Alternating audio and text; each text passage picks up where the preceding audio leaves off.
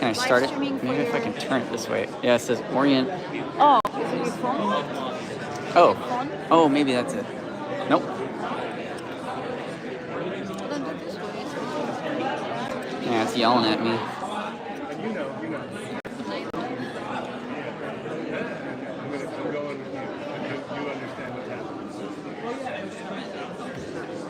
Can you go on my screen? Just go. Yeah, just go to my channel. I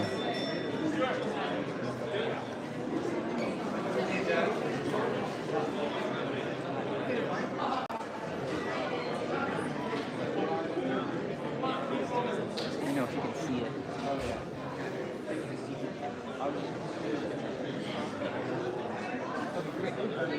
Let me turn it. Why it turns off. Let's see if it. I popped it with the next screen, like it ended. Ended? Oh crap! Okay. Oh, okay. Let me turn it back. Okay. All right, guys, we're about to start. I'm trying to get the orientation figured out.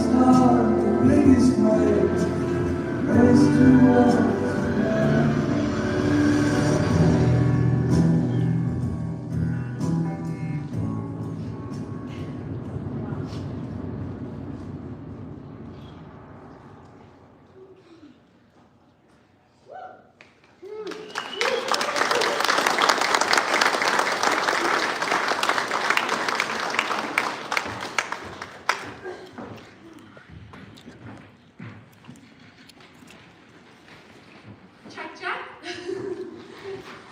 I am very nervous, so I'm gonna get some crowd participation before I start off my speech. Marky's saying was, do good, be good. So when I say do good, you say be good. Do good. Be good. Do good. Be good. Do good. Be good. Great. Good afternoon, everyone. My name is Sophia Drewelow. I am the niece of Mark Drewelow and daughter of David and Vivian Drewelow. Welcome to the celebration. Claudia. Again, sorry. Just have a few emotions flowing through me. Okay. Welcome to the celebration of Marky's life. I wanted to start off by expressing my deepest gratitude on behalf of our family for your presence during this important gathering. This is an extremely sacred and special moment where we can let the tears flow, let laughter heal, and allow our hearts to be filled with the precious stories to begin the journey of turning those stories into memories. Today, our hearts and minds will be held by the stories told by family and friends. We will have a mix of heartfelt reflections, personal stories, and opportunities for sharing those. If you haven't already signed up to speak, please do so. Through the next couple hours or so, we will hear from family members, then friends are welcome to speak, and we will also enjoy a song and some more videos. If you haven't already done so, please silence your cell phones. Now, I'd like to turn it over to my uncle and Marky's youngest sibling, Richard.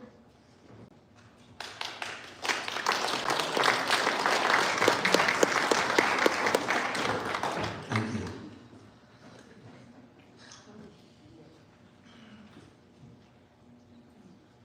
We all have that one childhood message, the kind that lodges in your bones and shapes who you become. For me and my siblings, that message came from our mom and dad. Our amazing mom and dad taught us an important principle. They said, you kids, you pick one thing, and you do that with excellence. One musical instrument, one epic sport, one business, one marriage, one community, one love. Mark didn't just listen to those words, he lived them. Mark embraced Mom's guidance, and he added his own beautiful philosophy that we all know. Be good and do good. He lived his life through a series of committed ones. One mom, one dad. He called them every day and never left them alone for long. Totally committed to his family. One lifelong best friends, and forever deepest love, Christina. One brave, one globally minded, oldest daughter, Julia. One deeply talented artist, youngest daughter, Lucy. One always by your side, older brother, David. One soulmate and oldest sister, Kelly. One sport, from maybe two sports. From NC2A water polo champion at UCI, right into world-ranked flying squirrel of body surfing. Mark on that one for the world. One wildly successful super yacht company, protecting and serving some of the world's most important and influential families as they navigate, and thanks to Mark and Yachting Global, often provide relief to the most needy communities across our vast world's oceans. One changed the world without changing course charity. Yachting Global, I'm sure everyone in this room knows about that. A big part of his legacy, I want to continue and support that team. Helping thousands of oftentimes forgotten victims of disaster around the world, and doing it with dignity, precision, and heart. If you're here today, you must have been one of his ones.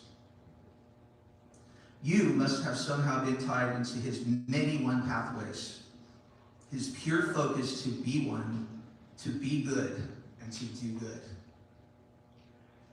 I thought I'd just take a little time to reflect, since Sophia's given us permission. Thank you, Sophia. On just one other one. I'd like to just share some of the memories of the one little brother Mark had, me. My first memory of Mark is playing Mozart on the violin under our Christmas tree in far-off Vienna, Austria. My mom hauled 4 little kids in the back of a C-130 military plane to Austria, Austria, America, whatever they're Vienna, Austria, to start our lives in music. Thank you, Mom, for that. You know, back then, we lit candles on Christmas trees. We prayed that our amazing father would survive another war. Marine Corps Colonel, Lieutenant Colonel Dave Drewelow. Thank you, Dad, always for your service and for bringing your 4 little kids into this world. Years later, my first swimming memory was chasing sea turtles with David and Mark in the Dana Hills High School swimming pool. Talk about that one later. From our Nagal Shores home, that now 50 years later, I call home, with my husband, Mark Sankey. Mark, thank you. You know, David and Mark taught me to catch our family's dinner from the sea. We did that with Hawaiian sling spears and wooden lobster hooks. Back then, my amazing brother David and Mark, they spent their youth teaching me to both sail above and swim below a vibrant ocean that to me was a Drewelow world of abundant life and nature. And Mark was always an adventurer. You know, he charted his own course. One day a postcard arrived when I was a little kid. You know, it said Mark had ridden his bicycle across the entire Saharan desert. He arrived in Tunis, and yes, he made it all the way to the Moroccan coast with a little help by the Algerian army. Thank you, Algerian army. Google that one later. Yet another postcard showed up, you know, a year later or so. You know, how he built himself a house of driftwood and sea rocks on the Moroccan coast. You know, these are postcards coming in, right? We didn't have iPhones, right? He lived off rainwater, according to this postcard, and he ate what he could catch from the sea, just as we did when we were little kids. These were Mark's years of wandering and self-discovery. And even when others may have called him the black sheep for running far, far away from our community, he was teaching me about entering a much wider world with courage. Most importantly, throughout my life, Mark was the one that brought me back from gone and forgotten more times than I can even remember. One sport, he took me from a grueling swimming program, and some of you out there were in that one with me. It almost took me down and others. And he took me to the waves. He took me to the waves of Puerto Escondido. My big brother said to me at that time, "You want to be an Olympian? I hear this. Let's do this first. And let's make sure you keep loving what we did first, body surfing." So out we went. We went out to 30-foot waves, a little bit like this morning, if any of you were there. Oh my goodness. An endless 3-minute breath holds between sets. And with his guidance, off I went to become a top 10 world ranked swimmer and earned full rights to UCLA, and off I went and almost made the Olympic team. Thank you, Mark, for teaching me how to hold my breath under the sea. One instrument. When a sports injury broke my back, Mark reminded me of playing violin, which he'd done many times for pennies on the streets of Nantucket, Martha's Vineyard, and other places, while he was chasing his very young dream in the yachting community. This time, when he was panhandling with his instrument on the streets of Nantucket, inspired me to return to my piano, graduate with music and composition with honors, and go on Atlantic Records with artists like Tori Amos and Phil Collins. Thank you, Mark, for continuing to play that violin in our lives. One love. When I was struggling with some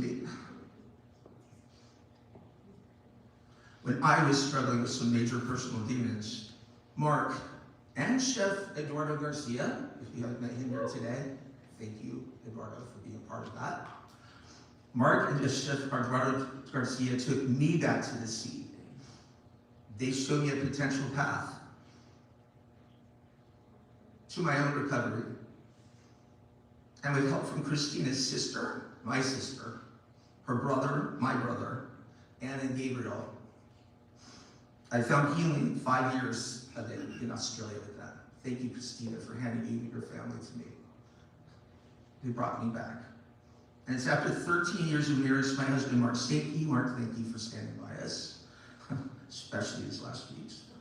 I am grateful for the better path that my brother, Christina, and the family helped me discover that started down under. Time passes, businesses thrive. Sports emerge, communities flourish, families grow. And so we get to hear this day of celebration. Thank you to my dear nieces, Sophie and Vivian, for organizing today and watching all over us, always. And to our other nieces, dear Lucy and Julia, Mark's daughters, came to visit us in Victoria recently. Thank you for making that trip. Right after his last heart troubles last year. I love you guys so much. I really do. We just know we're here for you guys for eternity, right? For eternity. But we need you now here with us for a little bit longer. My last conversation with Mark, it was about his charity, of course. He just started really getting involved in helping women and children escape war-torn Ukraine. And he had major pride in being named USA Body Surfing's national head coach. Wow, 2 things at once, right? Great job, brother. Wow, okay. He told me, Richard, I am so fortunate. I really get to start this new career, Richard. I'm now mentoring and caring for these amazing athletes in sport. Well, what you know, and I surf, you and I, both of us, survived some really hard breaks. We took on our demons and thrived in that surf. Years ago, my brother was the one who protected me when I wasn't ready to face the difficult truth. And he gave me back to myself many, many times throughout my life. I've inherited a world from him that is now ready for all of us to inherit. Mark's legacy will continue through us. Mark's philanthropy. We are going to embrace and ensure that Yacht Aid Global's mission never ends, because it's all of our planet and all of our purpose to save all of these troubled populations from natural and human-caused disasters everywhere. Mark's businesses. We will embrace the family and their teams at C2C, and as they continue the complex challenge of navigation and delivering vital yachting supplies, serving the world's most important and influential families, and their much needed life-saving aid that they often deliver across every ocean and sea on this planet. Mark's community. Let us hold his wife, Christina, his daughters, Julia and Lucy. Let's protect this family. Let's protect their church. Let's protect our oceans and our surf community.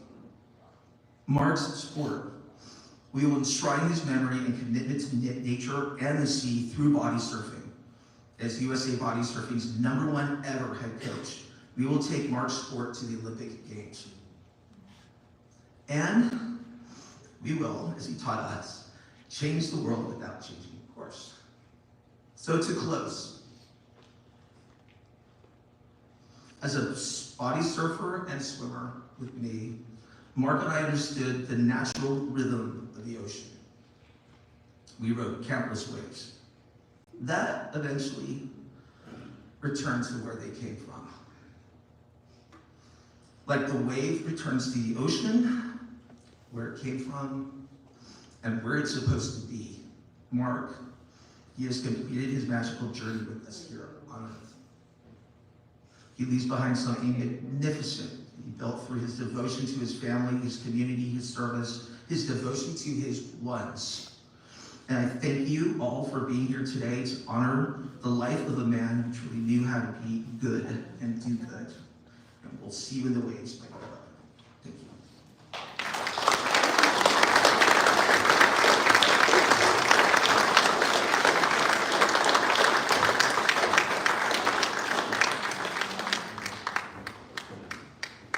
Let's get another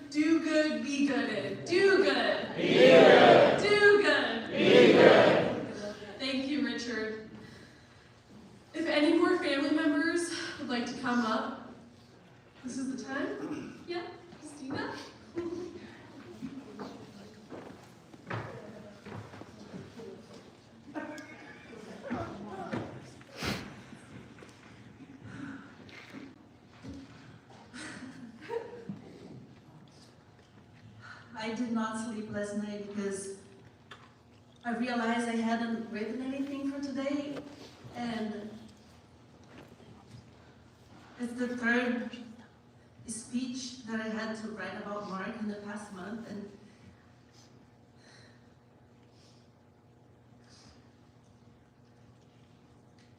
I'm getting through this.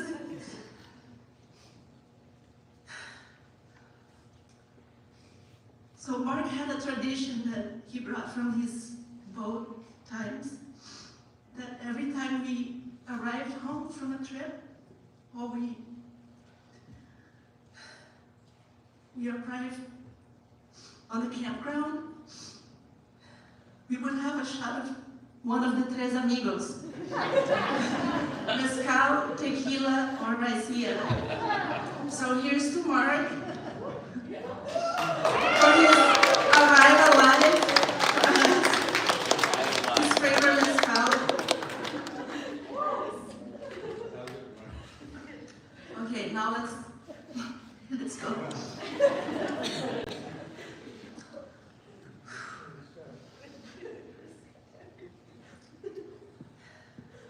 So, hello everyone, family and friends,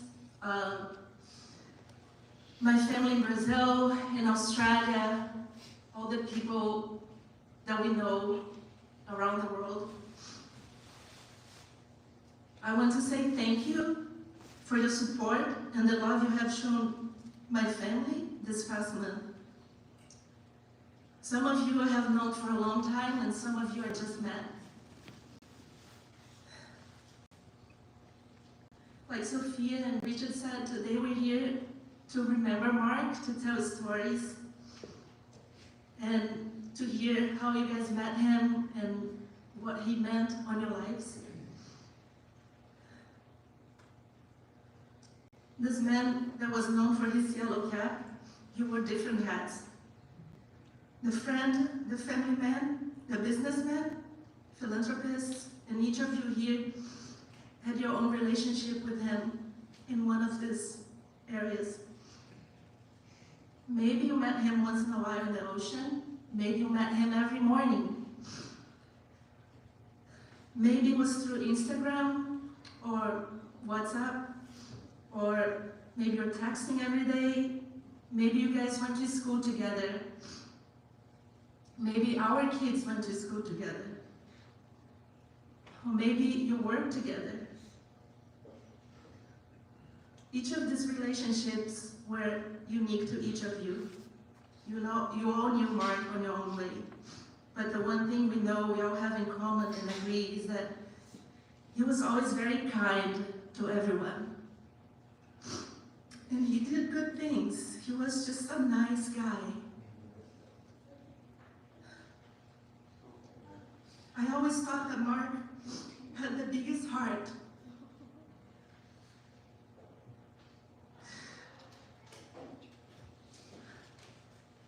Bear with me. He just had the biggest heart.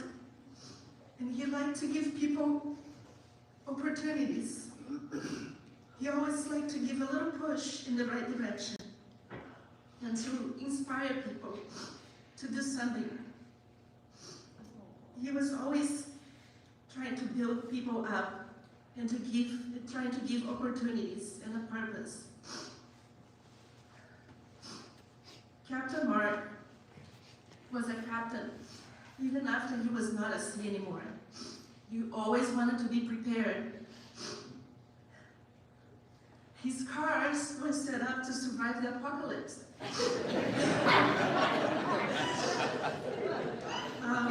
He set up our daughter's cars to survive the apocalypse. With everything that they could fix anything, and they could survive for months in the wild if needed. But not satisfied with that, for last Christmas, he got all of us what he called a doomsday abandoned shit bag. Just in case we had to run away from our cars.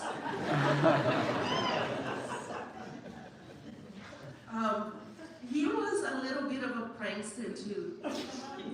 Yeah. If you were part of his crew on the boat, you probably were given instructions on how to use the very delicate toilet on the boat using 1 square of toilet paper. It's real.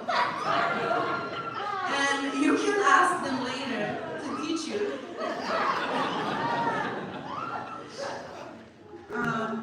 Some of the guests we had in our house have found a random foot on their bed or in their bathrooms. Oh, by the way, Kelly, Becky, Julia has something for you.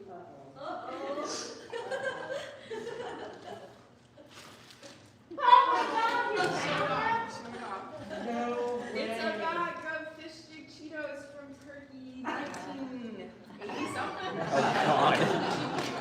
So I have to explain that. That was a running joke between Kelly, Becky, and Mark. When Mark was captain of Dorothea, every time they had to do a long crossing, he had someone from his family come and help us crew. And well, they were in Turkey, and they had to stock up on food for the trip, and they bought a bunch of these bags of Cheetos. Or so they thought it was Cheetos. When they opened, surprise, it was like fish, peanut butter, cheese, Cheetos. Something like that. So Mark saved a couple of those for the past 30 years.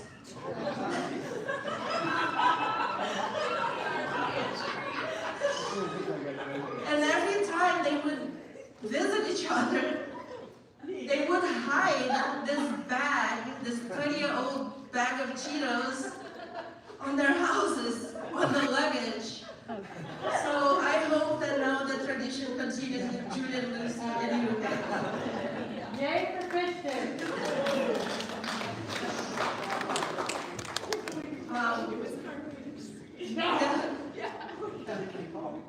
So Mark kept telling the story that he saw Bigfoot in Baja. Yes.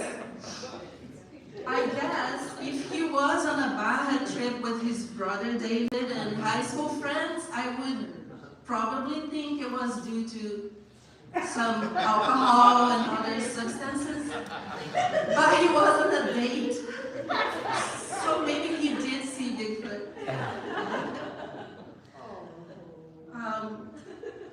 At home, at least once a week, he would randomly say these things, and one of the things he would say was this, I guess I would call poem.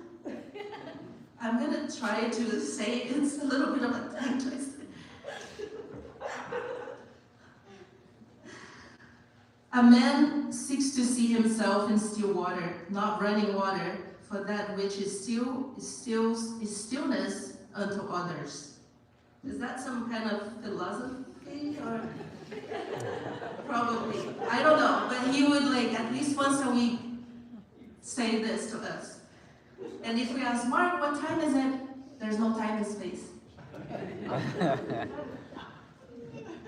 Anyway, I could go on and on with memories and stories. But some of the memories we have from Brazil is that every time we go to Brazil, Mark would get sick because of the food. Because he wanted to visit every single market, fish market, meat market, and eat all kinds of food. Well, there was a time we ran out of money in Rome, and Mark got our coins and bought one croissant to divide between the four of us, and we dropped it on a puddle. It's okay, 5-second rule, we still ate it.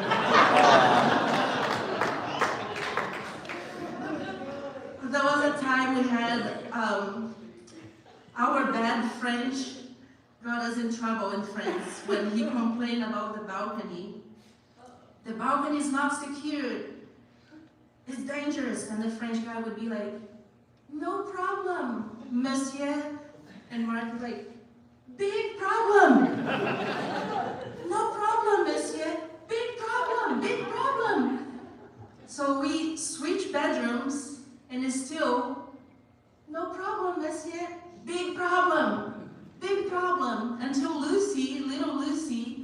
a button and close the balcony, and there was no problem.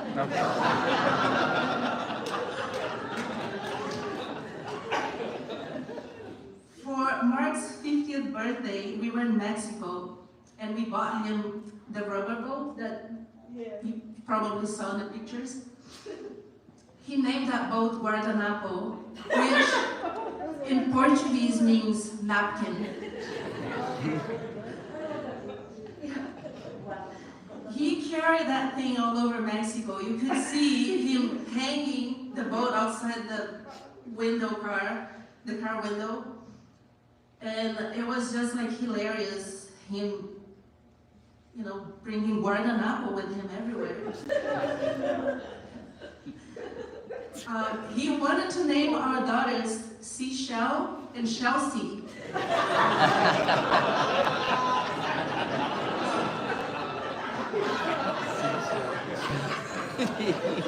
Or veranda, which means balcony in Portuguese. Okay, let's make it simple, just the letter L. L. There are just too many memories, and a lot of you guys are part of them. All over the world, our friends, Antonio, we have so many memories with you. Yolanda, the whole Brazilian community, the body surfing community, the childhood friends, the crew, the business partners, the clients, the Drewelow family, Zoran, the smartest man Mark ever knew. He kept repeating that. Yeah. Our neighbors and friends and family who have brought us food, cleaned our house, sent message cards, flowers, called, who've been driving me around, holding my hand, giving me advice, and who are supporting me and the girls and checking up on us. This will be a process, but I'm so grateful to have all of you in our lives. My most sincere thank you and gratitude to our C2C team, Kyle, Letitia, Tim, Zoran, for all that you've been doing this past month. Thank you, thank you, thank you so much. You guys kept going strong, and we're gonna do this in honor of Mark and his legacy. And one last thing, it sounds corny, but if there is a lesson in all of this tragedy, it's don't wait. Just don't wait to tell someone that you admire them, that they have inspired you. Don't wait to say hi, or to say sorry, or I love you. Don't wait to reach out, to get together. No, life can change in the blink of an eye. Thank you.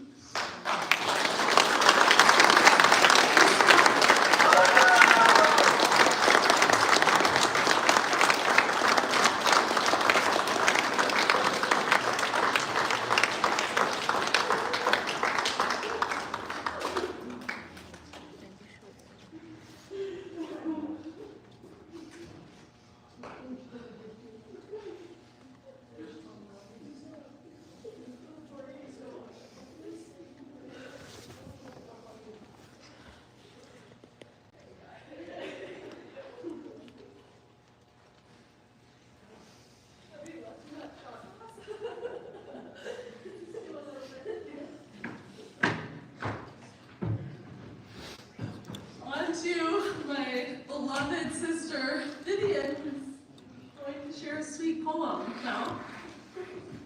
Thank you. So as Sophia said, my name is Vivian. I'm the niece of Mark, and the daughter of Mark's brother David and Vanya Drewelow.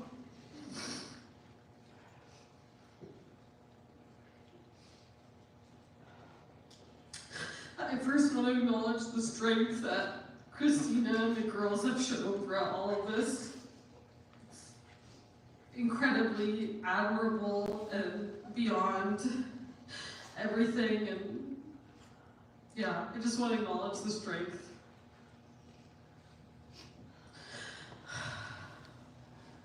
So I'm reading this poem on behalf of Mark's cousin, Mark Andrus. All I can do is read these words. I'm sorry, yeah.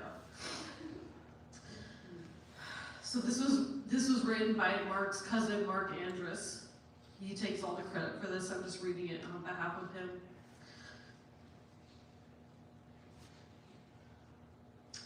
The water was warm, cozy, and secure, with the colors of red flowers and pink.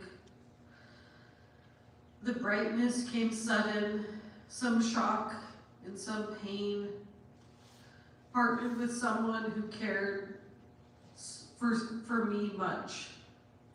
Her touch was amazing, our love so deep.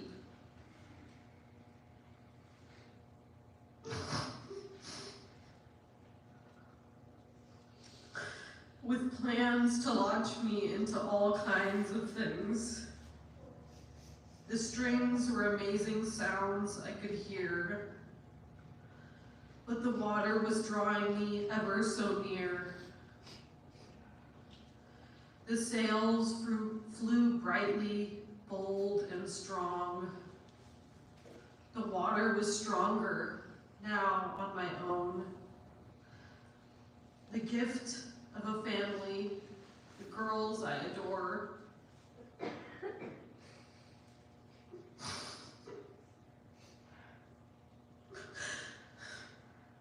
Yet the water continued to beckon my soul. I ride it in solace with awe and respect.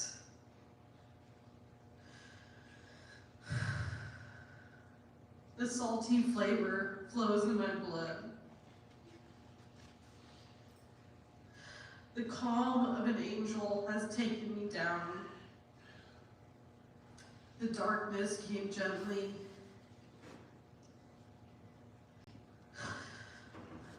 The water runs through me, all of me now. It's beautiful. This was written in behalf of Marky, the beautiful soul that he was. As my sister Sophia said yesterday, as hard as the grief comes on, this is a celebration of who he was. And I think we should all try to remember that. It's just a beautiful celebration of the 60 years that he lived and the beauty that he graced upon us. As an individual, I'm just going to try to continue to bring that beautiful energy to daily life and feel him when I'm in the ocean and bring his grace and giving to every day. Thank you all for being here.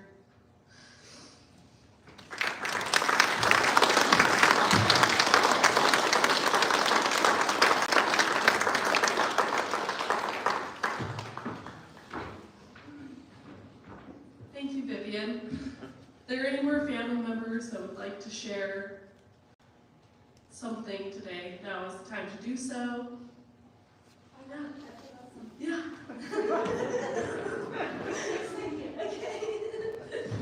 I just wanted to say thank you, Sophia, for putting all of this together. It really, I appreciate because we couldn't have done. So thank you so much.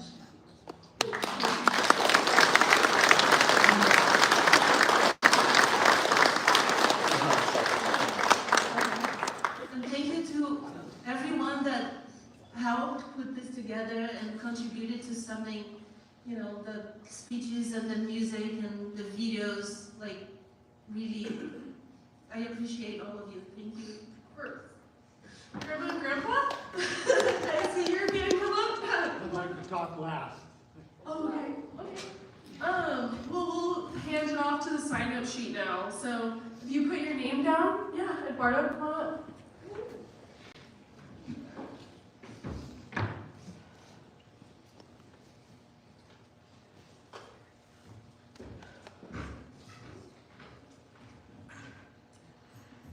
Hey friends and family.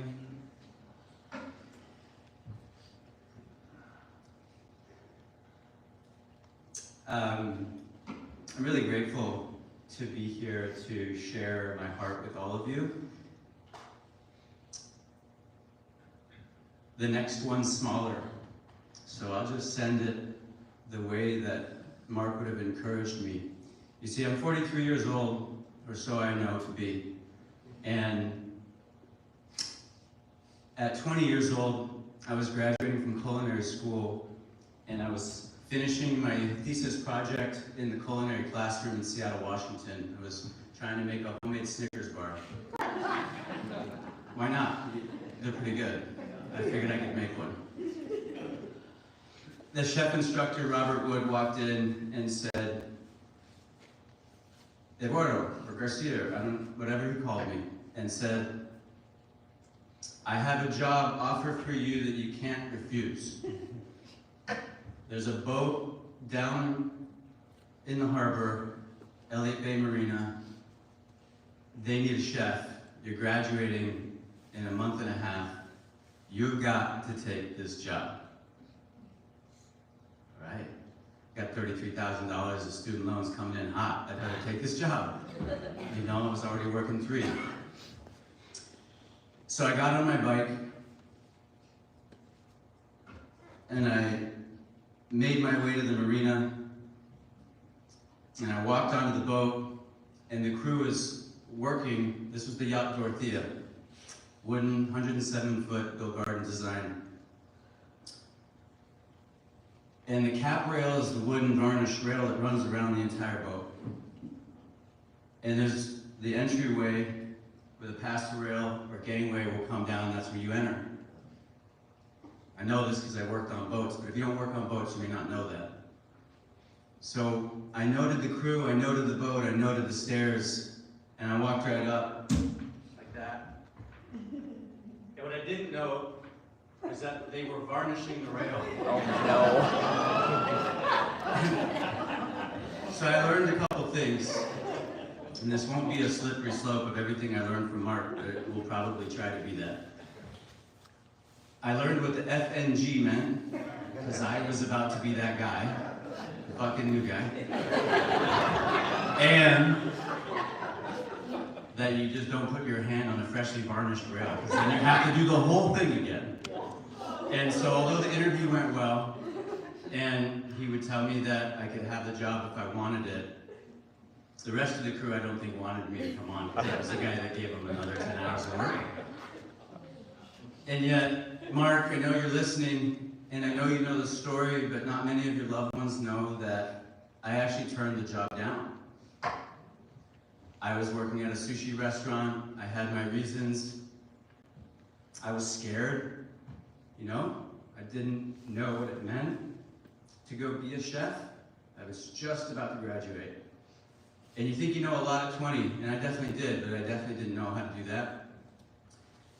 And yet, so I turned it down, and I kept working that summer, and my student loans were coming in hot, and it was September 25th, October 1st, and my phone rings, and I hear, hello, I say hello, and I hear, Eduardo, Captain Mark Drewelow, Yacht Dorothea. Immediately, I hop to, even though I'm not working for the guy yet. And he says, I'm looking for a chef again. And you're on the list, and you're at the top of the list, but this is the second time and last time I'll call to give you the job. I took the job, changed my life. I worked in the yachting industry for 10 years, very successfully. I met US ambassadors, rock stars, family members. And I think what I want to share in just a couple more points is that, you know, Mark, we almost didn't meet because I had my priorities elsewhere, which is okay, and he appreciated that I told him why I didn't take the job. And little did I know what it would do and how it would change my life. I've been a career chef ever since. I work as an executive producer and tell film stories, and everything I do is laced with my heart. And meeting Mark turned my already given interest in life into a happy hour experience. because he was one of the first humans, but definitely impressionable, like for me, male figures that I met that walked this world with the confidence to slide into a triple overhead wave, no problem, and also to meet you on the flattest surf day of the year and be like, let's go out, let's go out, and turn it into a game and a competition of who could get the longest ride on an ankle-high wave in Nicaragua. Yes. That was Mark. And you end up falling in love with the people that love you deeply. It's inevitable. And Mark had so many things that triggered the best parts of me. He was adventurous to a fault. If it didn't have a black diamond next to it, you probably didn't notice it. And yet you wouldn't know that at first look of Mark. Never the fanciest clothes, never the flashiest things, and yet when you watched him work and you saw how he led, it was one of the most impactful ways to teach that I've ever experienced.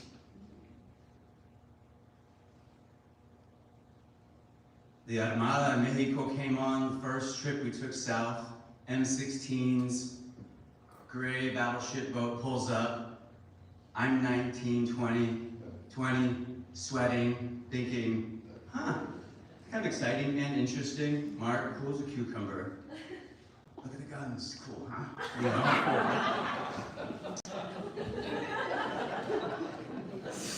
On the next base south, you guys were on the boat, the family was with us on this trip. I knew you were, Richard. And I had been taught up to that date academically to work as a chef in a certain way. And Mark said, hey, los langosteros, actually he probably didn't say it in Spanish, but I did, are gonna come to the boat and have fresh lobster watch. And so we finally get to this mystical bay that has point breaks on both sides, calico bass in the kelp forest. And the fishermen came out, and like Mark said, they had tons of lobster, and I came out with my cash and a Ziploc of pesos, and they wanted to trade batteries, fresh water, coloring books, coloring pencils for their kids, and they wanted chicken if we had chicken. Lobster fishermen. My dad was a lobster fisherman. His last meal on earth was chicken, so I got it. And I just remember there was a moment where I thought, well, I can't trade, I gotta pay. And I looked at Mark, and I don't remember this the way it is, but this is how it is in my brain, is that the lesson I learned was there's so many ways to meet everybody in the middle, but let them lead. You know who you are. You know why you got there, but let them lead, and then meet them in the middle. That was Mark's way. He would never to say the next way is smaller, or send it, was his way of encouraging the best parts of me to come out. When I went surfing with Mark for the first time, I thought I was gonna surf. It was Puerto Escondido. I'm glad I didn't. Probably would've broke my back. He said, take a sponge out first, learn to swim. Now watch the sponge bend in half. Like, that's why. When we wanted to go tear loose and looking at some of the Dorothea crew in Puerto Escondido, he'd say, the ferry service ends at 10. That means when you're anchored out in the bay and you want to stay out past 10, he won't pick you up past 10 when you radio. So you'd bring a Ziploc bag and you'd put some cash in it and whatever, pre-phone, so whatever else you needed to keep dry. You'd fiesta till you were done fiesting, pre the rooster crowing, because work started at 7, no problem. And we would swim out in the phosphorescence. I think we all remember there was a hammerhead shark named Bruno that he would talk about that lived in the bay. But it seemed like Mark always presented the Brunos after you already did it. After you swam to the beach with him, right? Like, after you jumped in, after you hiked the mountain, after you did the thing. And so, I guess in closing, Mark, I want you to know that from teaching me how to swim for a triathlon at Seaside, to literally holding my hand on my first triathlon, and when we got passed by a blind swimmer, he just looked at me and we're like, "You good?" And I was like, "Yeah, we're good, let's get this," you know. You left your ego somewhere else in life, and or you loved yourself so much that ego didn't have room to take over at least the part of you that I got to meet. And so, I am my own person, and yet Mark Drewelow affected me in a way that you can only dream of. And so, in my life, Mark, I aspire to go well past the level you showed me. And if I hit it right, and if I send it and don't wait for the next wave because I know it's smaller, I'll get close to the impact that you've shared with me. And I love you for that. And so to the family all here, as Mark's chef, if I can be here or feed you, and that's not a question, you just know I'm here. And I love you all deeply for that, for loving Mark, to build him up to be who he was. Incredible man. So salute to Mark.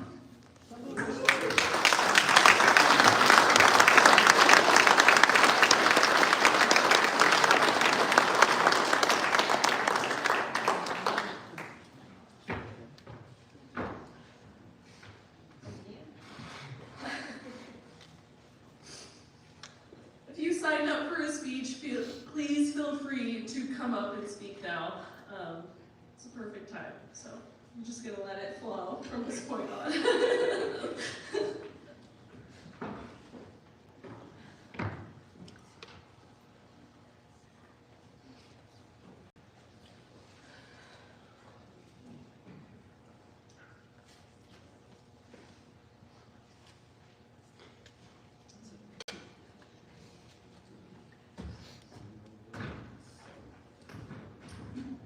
Hi everybody, my name is Zoran. I'm one of the founding board members of Drewelow.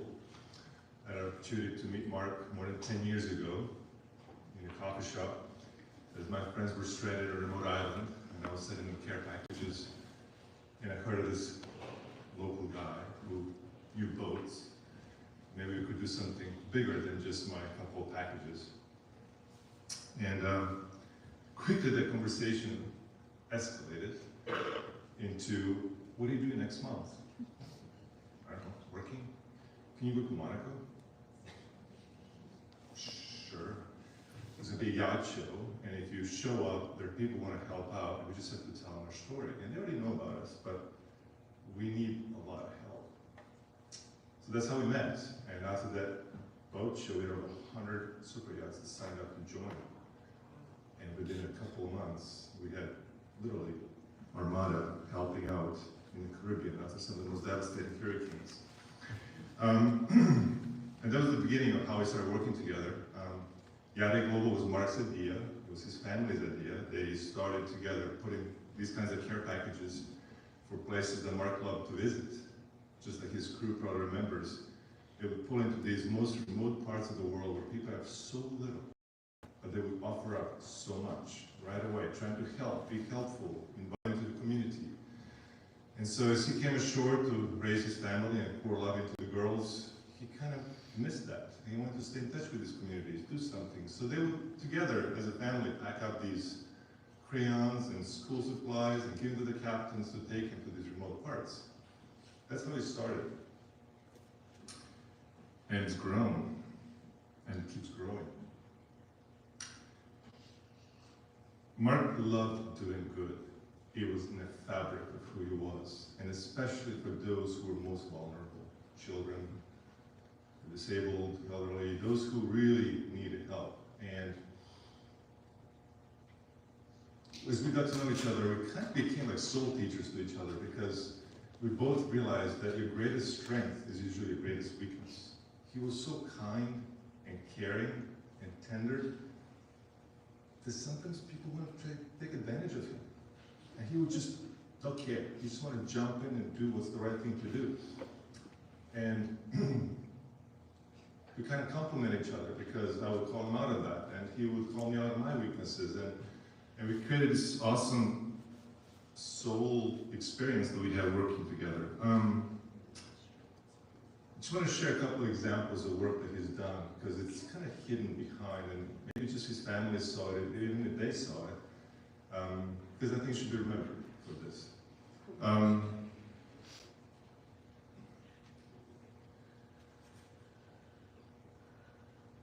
There was this hurricane called Dorian that was bearing down in the Bahamas, and it was category 5, moving 1 mile per hour. That's just devastating, okay? That's just sitting on top of you, shredding. And he cruised Bahamas, he knew what was gonna happen to all those islands and communities. And we put the word out, 20 volunteers, you know, as we're trying to reach into the community, and you know, a few yachts rose their hand and said, we're gonna help. Meanwhile, you know, you have Florida right there, you have Coast Guard, US Army, you think they're gonna be able to help. Well, they can't, because the hurricane is moving from east to west. So everything is grounded. These people are gonna be stuck in these islands. Who knows what else will be happening. And we managed to scar up 12 super yachts across the Bahamas to engage, including a few that were crossing Atlantic, decided to divert to help out.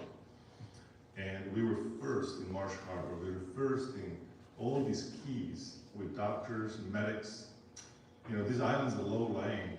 Airports were flooded. No seaside, no airport, nothing to land. The crew from these yachts went to restart the generators to organize the landing of the medevac helicopters. It was an absolutely incredible response. And we ran what's called Emergency Operations Center. So you're getting all these calls in from government officials, the NGO partners, the captains, you know, trying to organize and run this whole thing. And it's called a disaster for a reason, because it's a freaking disaster. And you're just trying to your best to kind of make it through. And you know, we're getting phone calls from people stranded in their homes, you know, just asking to get picked up because they could not reach out. We were like, they just got a number somehow. He would not sleep. He did all-nighters. I don't know who's in their 50s doing all-nighters. And when this was all said and done, we looked at each other and it's like, and I grew up in a war zone, so I'm originally from Croatia, so I kind of shut up my feelings when I'm doing this. I just kind of focus. But he was feeling all this, and after this he said, I gotta talk to somebody, right? Because he was empath. He felt other people's feelings, and that was just incredible.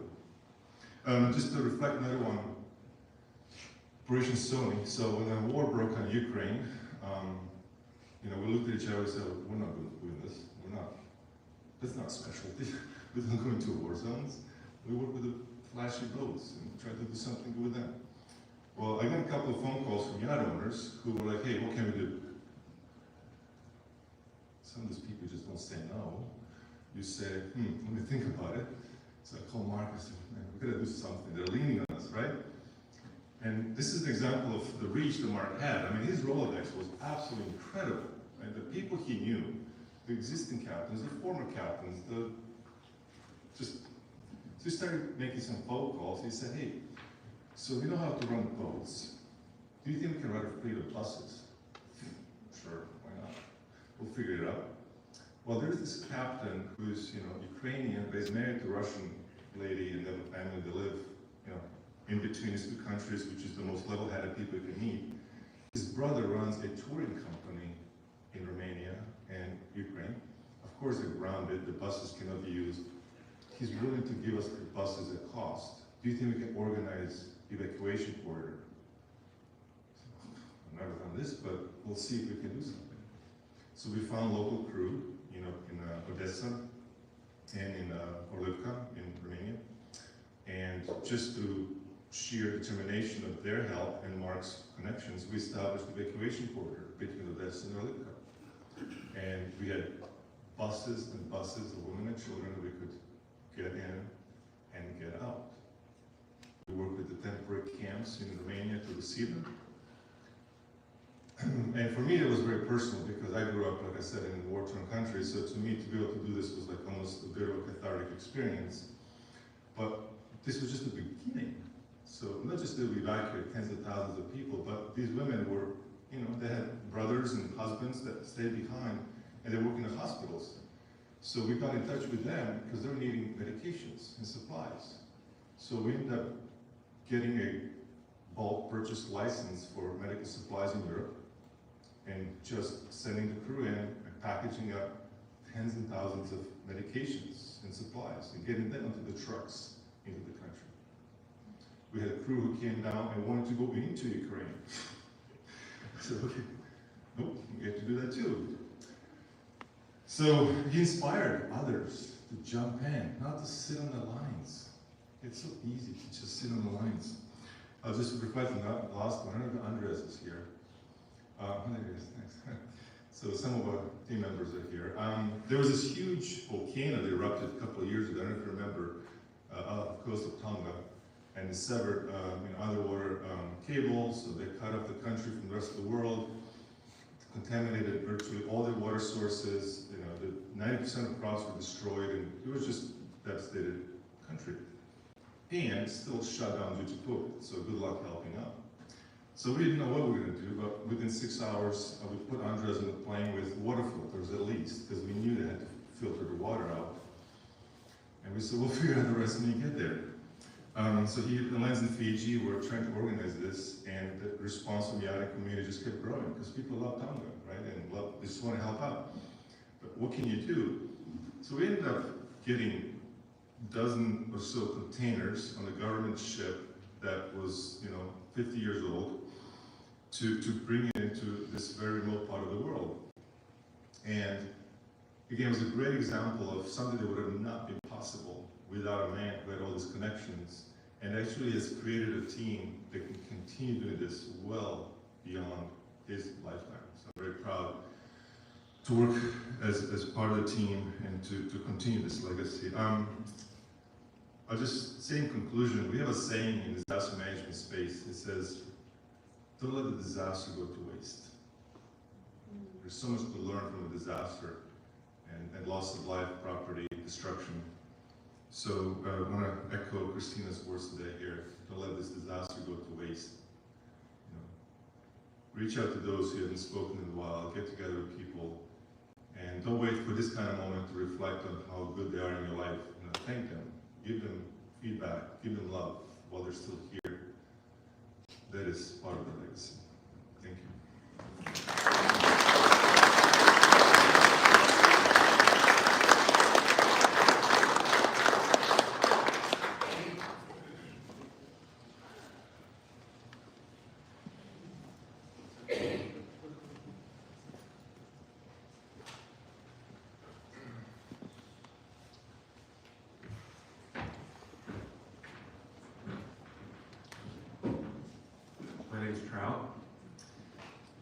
Here to represent everyone at Seaside, where Mark basically lived the last part of his life. I was raised to tell the truth, so I have to start off by saying I didn't sign up the little sheet, I just walked up here. Might be really bad. I just am hearing the words and seeing these photos, and I'm going to start off by saying that surfers are lame. Not body surfers. I'm a surfer, so I can say we're selfish. We can't get enough. We don't like to share. And then you look at body surfers, and it's like surfers over-evolved. Like the whole surfboard thing. If we had just left that out, we'd all be like up the waters up to here, and everyone's on the same level, right? And it's so awkward where we surf at Seaside that people can be really mean, and it just changes the vibe. And we all get caught up in it, and just one day, Mark started showing up, and the whole vibe changed. I mean, like that. And my favorite memories, I probably spent like 250 days of the year with Mark. It's like you go to work, you go to the office, it's weird. You spend more time with your coworkers sometimes than you do with your own family, which is weird, but that's the way it is.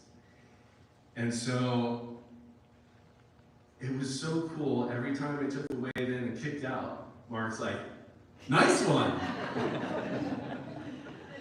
And I must say it was difficult today swimming out, and every time it came up, it was big.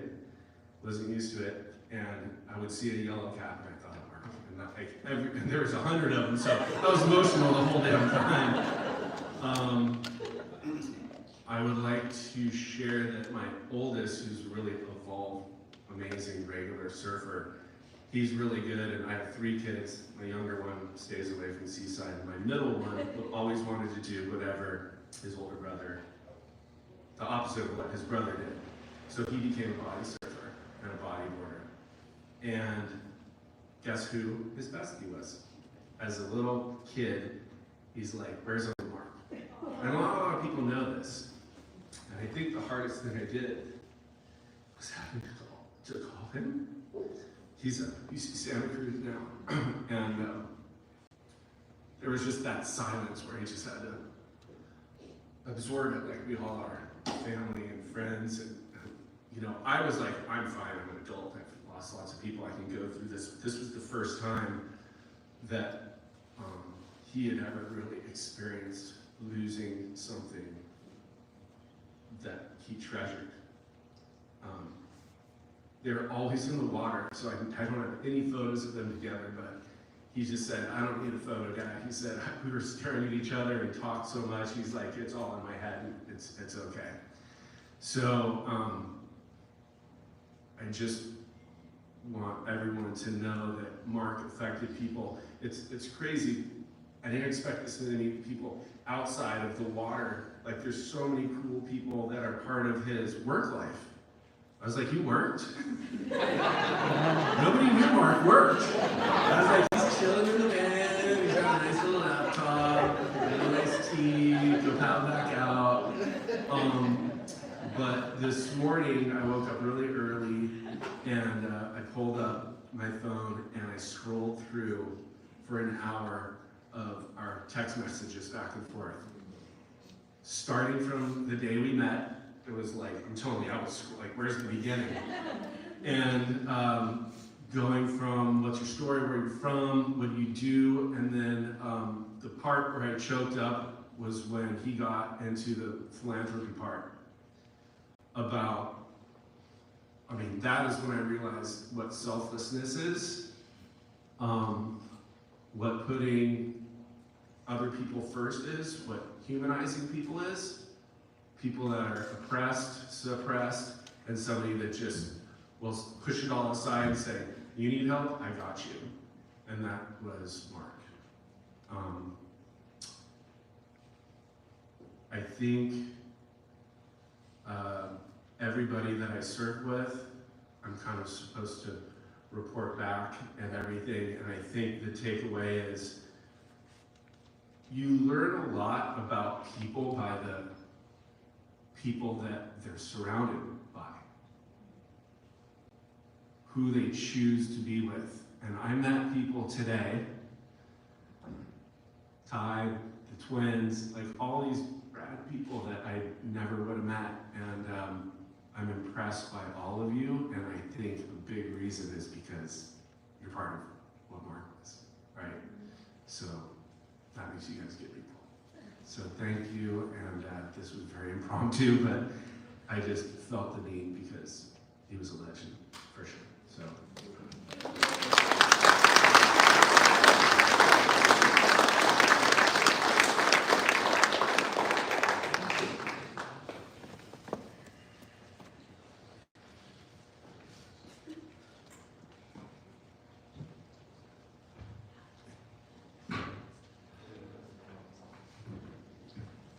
Didn't sign up, is that okay?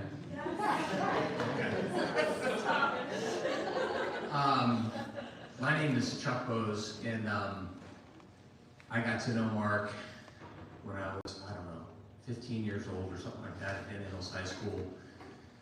And I was kind of a rugrat tennis player, and I really liked all these cool water polo guys, and I thought, man, like balls and water, and I'm not very big, but I'm left-handed, maybe I could do this. And Mark kind of took me in, and with David and all of these guys, and with just the love of their hearts. They never gave me a hard time. They never made fun of me or anything like that. They taught me about this game.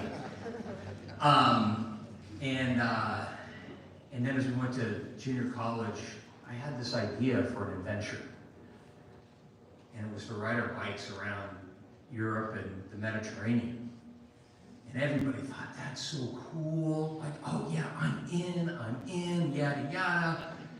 And this was, pre-internet, and so I was writing letters, how do you ride your bike around this? And at the end of the day, we had to buy an airplane ticket, we had to buy a bike. And one by one, everybody dropped away. And Mark was like, tell me what bike and what airplane. And I did, and we went on that 1984 adventure around Africa. So I got to spend 5 months every day waking up next to Mark, going to bed next to Mark, and I was 20, he was 19.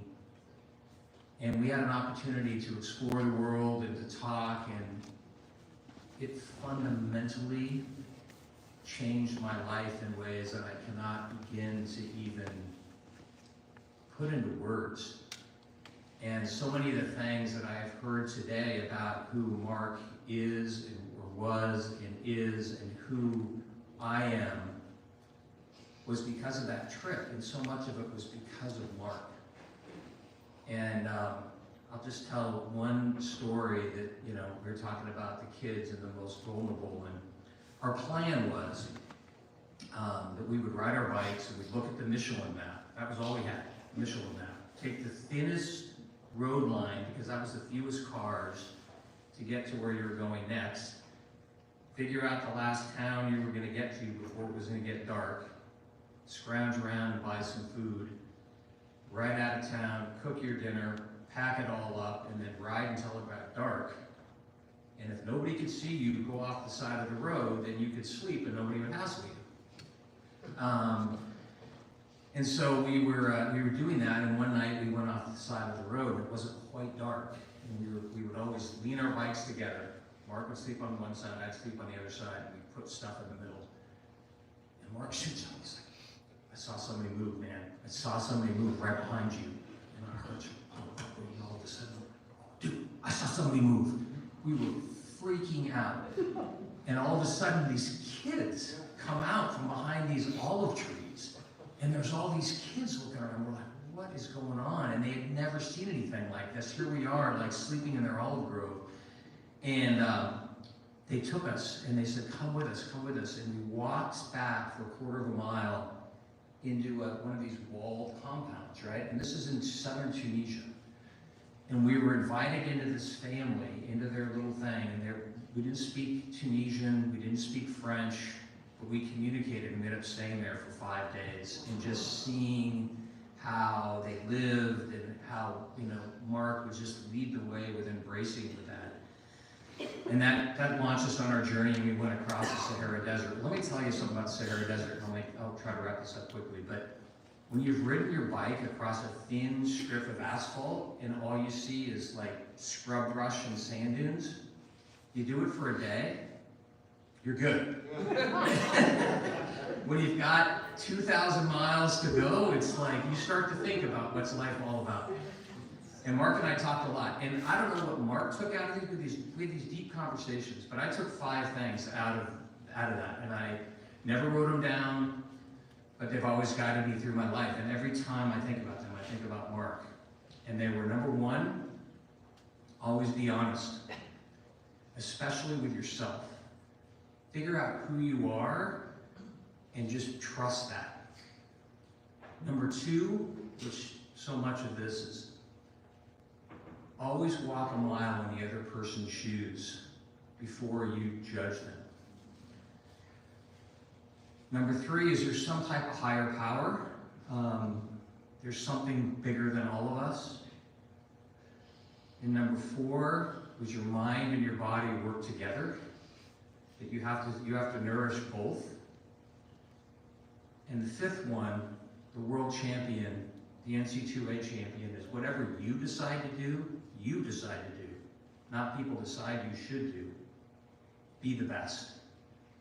And those were 5 things that I learned with Mark that I carry with me every day. And I'm just so grateful to have him in my life and the family that, you know, took me in when I was that little kid that didn't know how to swim and nurtured me through all of that. I just thank you so much. And I love being part of this community, and splashing around in the waves again just brought it all back. So thank you very much.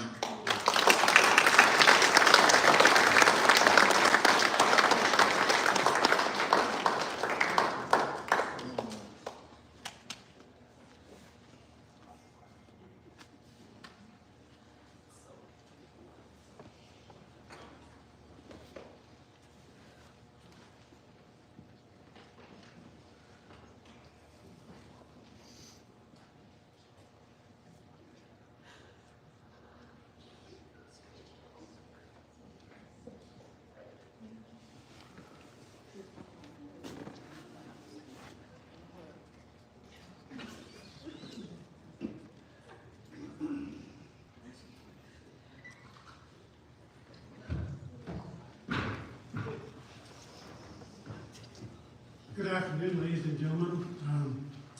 I'm the fighter pilot that Mark referred to in some of his biographies and things. And Mark was going to follow my footsteps,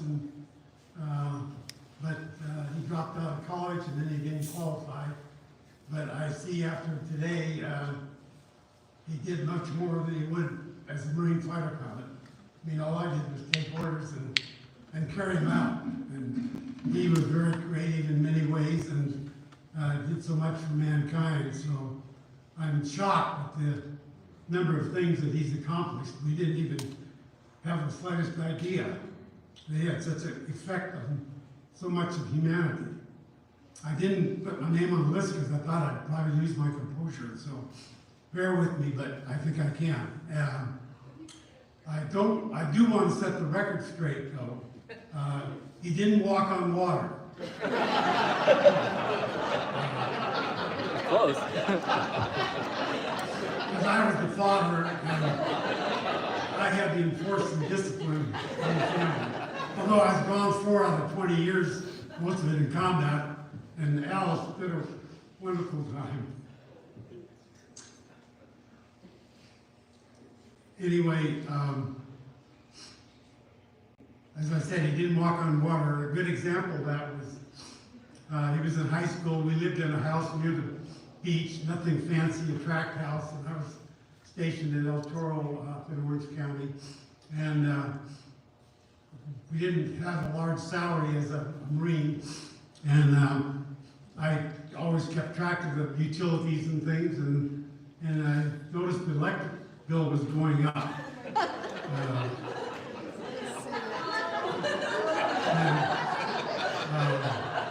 I thought, well, there must be a short, something's malfunctioning.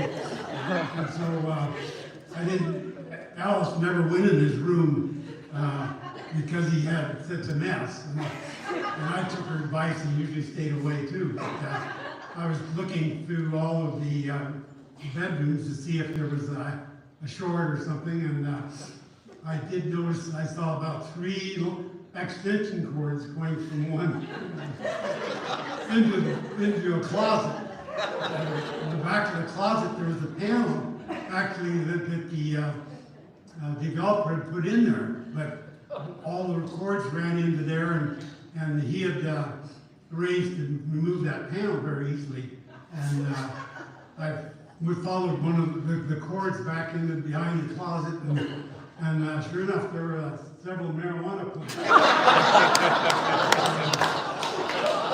You may think he was perfect, but he wasn't.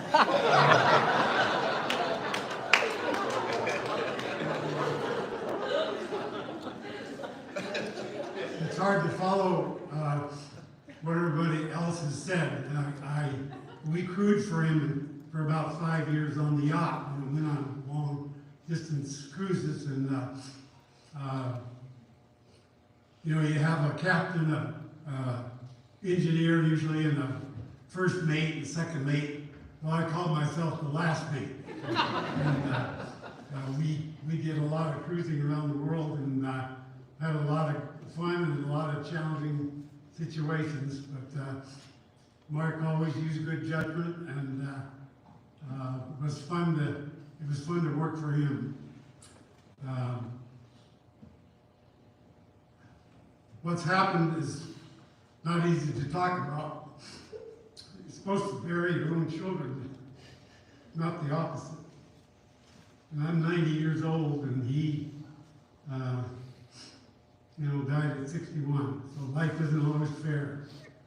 And thank you all for many of you coming from, I guess, Europe and Asia. I don't know where all, but if there's a little get together in the back here, I'd like the ones I haven't met to come up and meet us and tell us what your relationship with Mark was, because as I said, he had no idea what he accomplished. Thank you.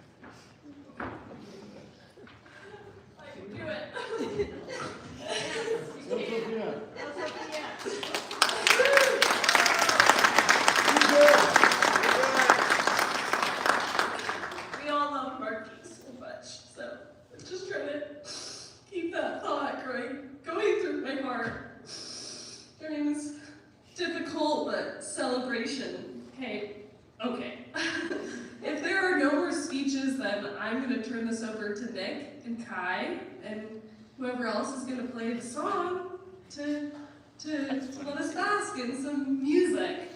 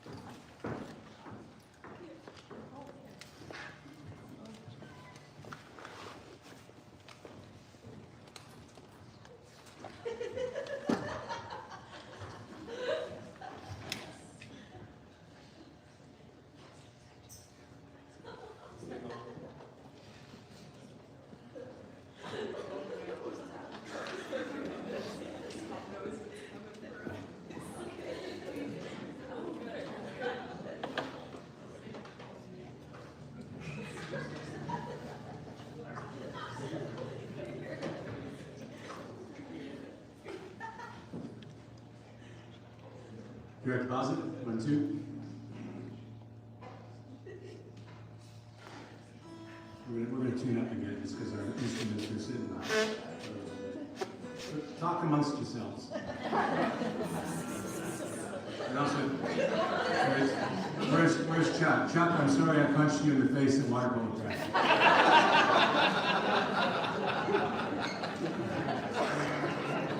My nose will never be the same.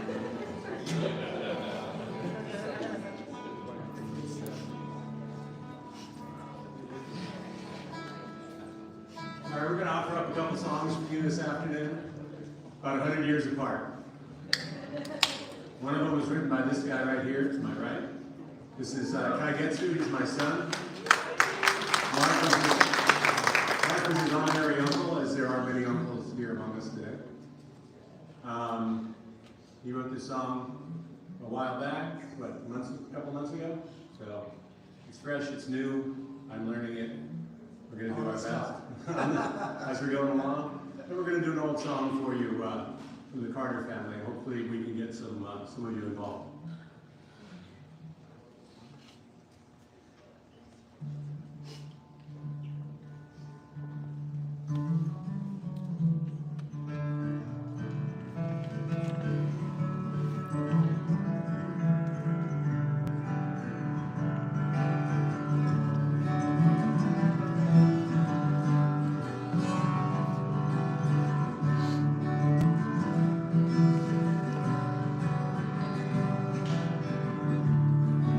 left will be magnolia. Once the bees have gone away, we'll watch the sunbeam stretch before us, and all that's left to say. We are here just for a moment, but I was so glad I knew your name. As we smile across the table, and now my tears will melt away. You're everything I needed you to be. To whisper every word I couldn't scream.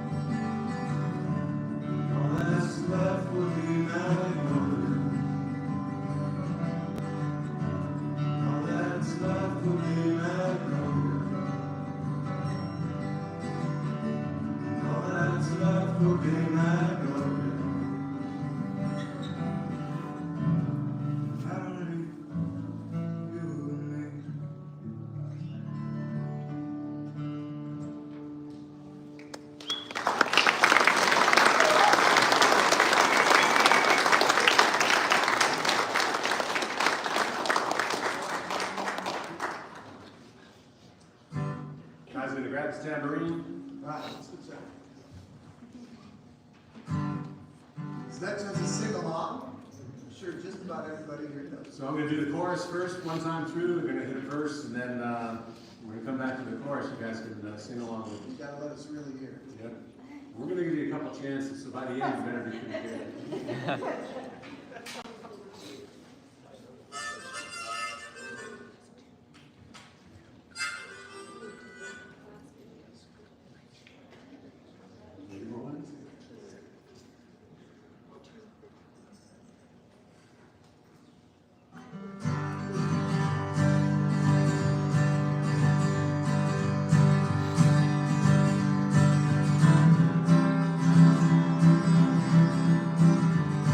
Thank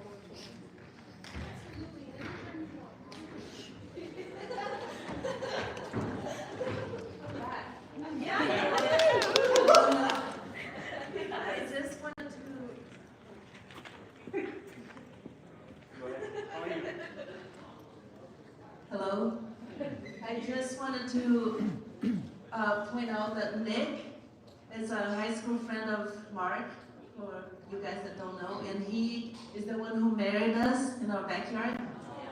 And the name of his band is Small Batch Ramblers. And his son, Kai, is Topeka Clementine. So follow them on Instagram.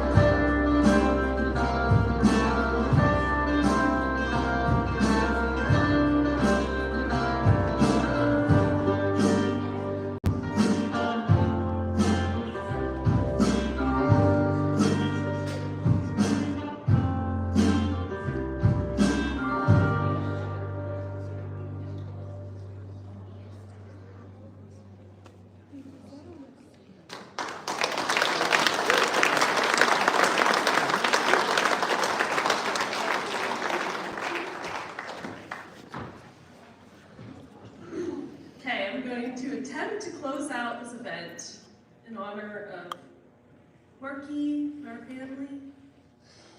There are not enough words to express the mixture of feelings that surrounds each of us today. Sadness and heartbreak, because our amazing Marky is no longer here to share the blessings of life with us. Joy for Marky, because his life, though taken too soon, was full of so much light, love, and happiness.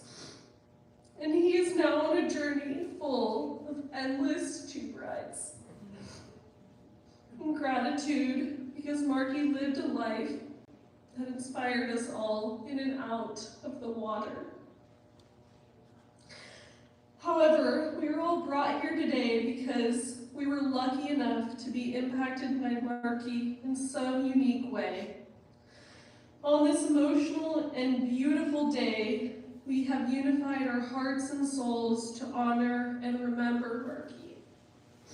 We honored and commemorated the beauty, adventure, life, dedication, and magic of our dear Marky.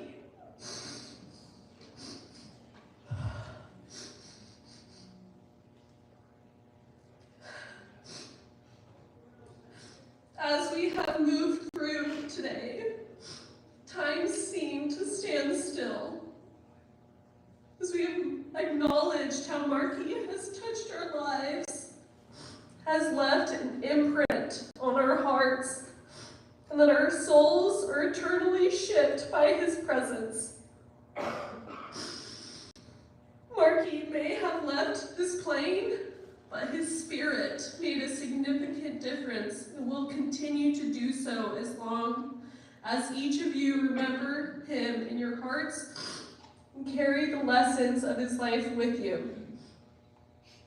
We are now the representatives and ambassadors of Marky's legacy. We are his future and his memories. He gave us all beautiful gifts of kindness, laughter, strength, acceptance, graciousness, and love. And most importantly, a wonderful family we will cherish, forever honor, and care for you three, Christina, Julia, Lucy.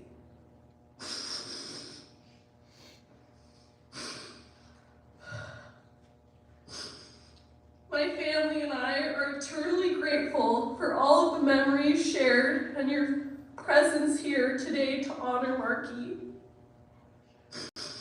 We thank you for coming to stand and support our family as we grieve this massive loss. We thank you for being a part of Marky's life, big or small. We thank you for being here today to share the precious memories of Marky's life.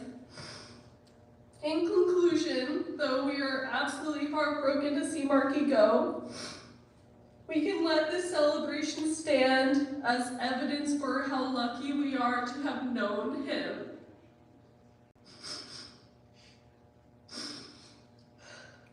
We will remember Marky with love and joy.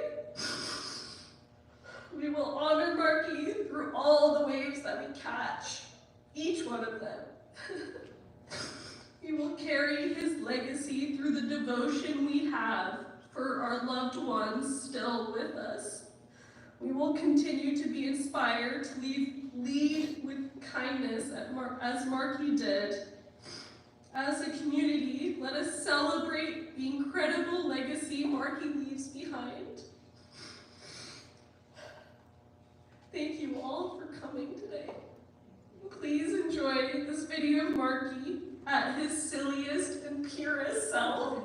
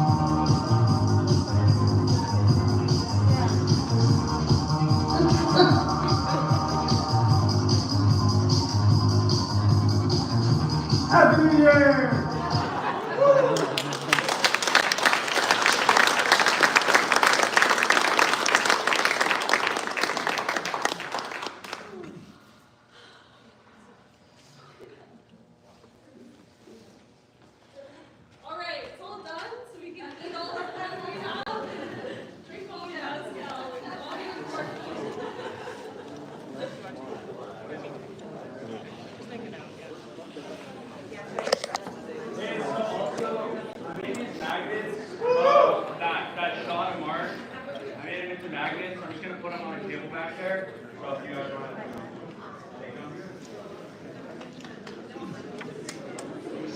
He did it. That was awesome. Yeah.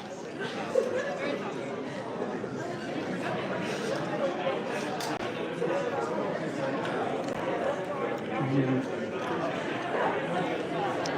All right, thanks for watching, guys.